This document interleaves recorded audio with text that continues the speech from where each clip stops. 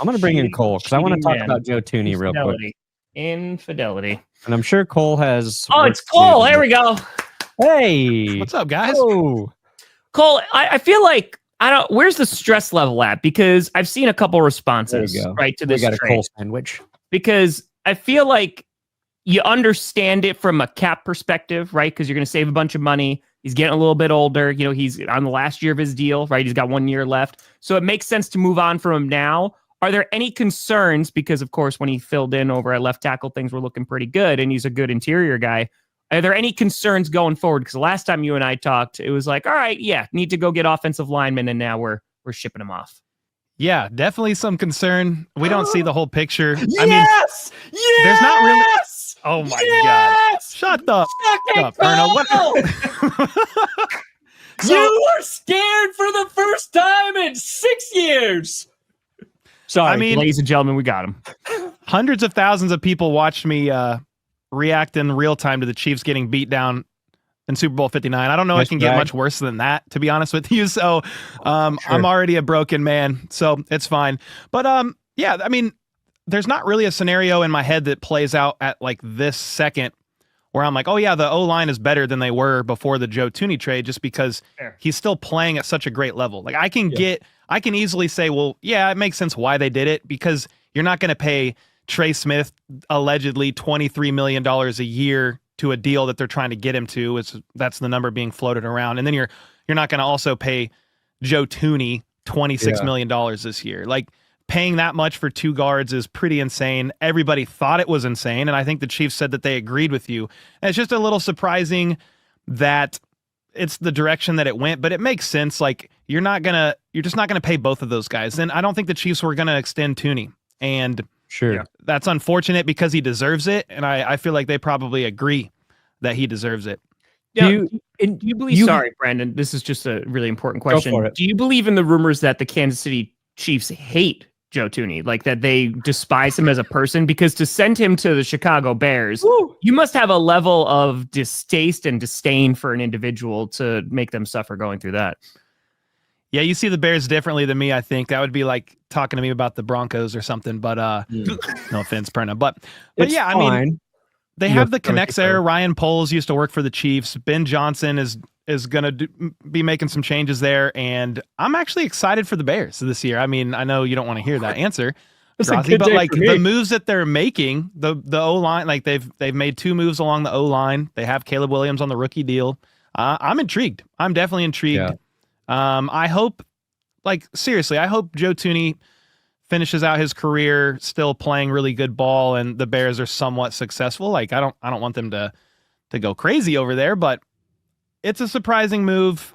I can understand why Ben Johnson wants Joe Thuney. Yeah. He's very good. And the Chiefs, in terms of the salary cap, they have to keep a certain amount of money free for bail for most of their players. So you always got to factor in their bail funds. Otherwise, they can't function. So just so you know, they never found all the money Chiefsaholic robbed. I think Clark Hunt might have some of it. He gave it back to the Chiefs. He was just like, here you go. There's some extra cap alleviation. My real question is, like, was this on your radar or anybody's radar? Is it like one of those things that, because when I saw it this morning, it was like, oh, the Chiefs and Bears are having discussions of a possible Joe Thuney trade. And my first thought, Cole, was like, bullshit. Like, the Chiefs they're not going to trade Joe Thuney. Like, this is just, we're going to get all these rumors before free agency starts. No way this happens. It was like 10 minutes later, trade official. Like, is this something that like Chiefs fans kind of knew was a possibility, or was it like, oh God, this kind of came out of nowhere? Yeah. So not really. I mean, when we're talking, I've been talking about the O-line quite a bit. Yeah. Over the past few weeks and options that the Chiefs could be doing. Cause like, obviously they need a left tackle and that's a whole conversation in and of itself. But the question mark still was with Trey Smith. Well, it's like, well, tag and trade is still a potential possibility, even though reports are saying they're very close on a deal. I did think that they needed to do something about Joe Thuney's cap hit. So I thought an extension was coming, maybe a couple year extension, and you can get out from underneath his contract in a couple years. But when you see that Joe Thuney's probably getting in an extension, he's going to get around $20+ million a year. He's gonna get I think the Chiefs knew that, and they knew that they weren't going to most likely get him the deal that he deserved. So why not kind of shop him and deal him? But yeah, in all the talks, it was maybe potentially a Trey Smith trade, even though the reports weren't really pointing in that direction. So yeah, when we were throwing all the possibilities of O-line, I knew that Joe Thuney's cap hit was an issue because it was $27 million, 26.9. But no, I don't. He was actually worth that though, is what sucks. Yeah. Yeah, and that was a possibility I talked about. It's like, well, they could just say, F it, we'll deal with this cap hit. But if you extend Trey Smith, his cap hit would be really low this year. So I was like, maybe they would just eat that. But yeah, I didn't really see a trade coming for Joe Thuney. I mean, I'm not as surprised as the Joe Thuney trade as like Tyreek Hill, but I did say if Tyreek Hill isn't safe, nobody's safe. Yeah. I mean, maybe Patrick Mahomes and Chris Jones in theory and Travis Kelce, but outside of that, I don't think anybody's safe. So I was definitely surprised. Do you think they're going to go after a tackle in free agency? Do you expect them to pursue one if they can afford it? I feel like it's draft. Yeah, there's just issues with even the draft. Like, they just draft so late. So maybe you could package multiple picks to try to go up. But like a lot of these tackles that are going to go in the first round, they've got shorter arms. And the Chiefs don't like to draft guys with smaller than 34-inch arms, 34.5-inch arms. I don't either. Like they love 35-inch plus, big pause, and how I phrase that. But like, I think you have to explore free agency. And I guess we can't even rule out a trade. I don't know. Like, somebody was saying Ronnie Stanley. Like, I don't know if you're going to go do all that, but like, you can't rule out a potential trade. But there is a couple guys in free agency, like Dan Moore Jr. of the Steelers. He's 26 years old, and the Chiefs, like, they've kind of just shown you. And the caveat to that was they've had Joe Thuney. So like, I might have to walk this back, but they've kind of shown you as long as they have serviceable to above average tackle play at times, they're fine. But they had Joe Thuney, one of the best guards in football, next to the tackle. So now I'm like, well, my thought was if you go get somebody like Dan Moore Jr. in free agency, he's not the best in the world. He gave up a bunch of sacks last year, but Russell Wilson is a statue in the pocket. So like I was writing some of that off. He would be about half the price of some of the top guys, but now you no longer, like, it might be Kingsley Suamataia at left guard who played tackle. So yeah, I think you have to explore the option of free agency. What else are you going to do? Unless they're very confident they can move up in some wild fashion in the draft, or maybe Josh Simmons falls. But are they really going to go into the draft with the potential hope that they get the right guy in round one? I mean, that's what the Eagles do. It works out for them every year. So, I mean, you could just have the same exact thing. Just like, there's guys just like fall to them. They're like, oh yeah, here you go. You could just have like some all pros. It's fine. They've drafted really well. But I mean, I feel like ultimately this is, hey, we're going to save money right this second. Obviously, this is like a position of need. Do you think that there's a scenario where they're just drafting multiple guys like to try and address it? Because ultimately, like, where are the Chiefs' deficiencies heading into this period, right? So you probably need another receiver. Like that'd be pretty nice, you know, and we'll see what happens with Rice. But offensive line, I feel like, is the beginning, middle of end of like, hey, this is the top priority. So they can also just double down and hope that they strike some gold and they get some depth, and they're obviously getting the team younger too. Yeah, I mean, what they've done for a few years is they'll get a Band-Aid guy. So it could be DJ Humphries. I mean, Donovan Smith is reportedly healthy again. He didn't play last year because of a hip injury in the offseason, and he was the Chiefs left tackle before that. So there is a scenario that plays out where you go get like a Band-Aid guy, just meaning a short-term solution, and you do try to double dip. You get a guy on a one-year deal, and then you go get a tackle in round one and just kind of hope that they can develop, if not this year, the next year, because you've got that veteran. So, you know, that is in play, but I would assume Brett Veach is exploring all options. You needed to they're not even cap compliant yet. So freeing up Joe Thuney, $16 million, they're still negative $1 million in cap space. There's more that can happen though. You've got the Mahomes restructure.